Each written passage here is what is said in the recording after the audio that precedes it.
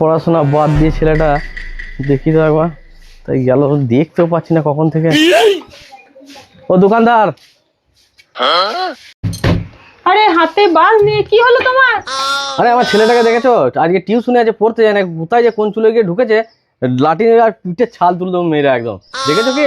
আমার ছেলেকে আধ ঘন্টা আগে দেখলাম এই দিক দিয়ে গেল, আর দেখিনি। বেশ ঠিক আছে, আমি দেখি।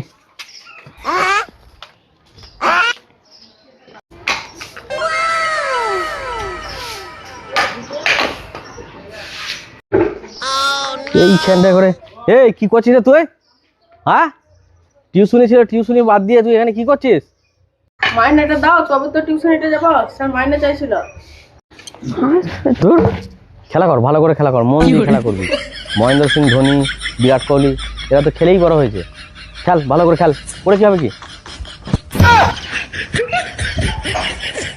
মাইনে দেয়নি, তার জন্য আমাকে খেলতে বলছে। এখন যদি মাইনেটা থাকতো না, ওই 5 টাকা করে আমাকে পিটিয়ে তখন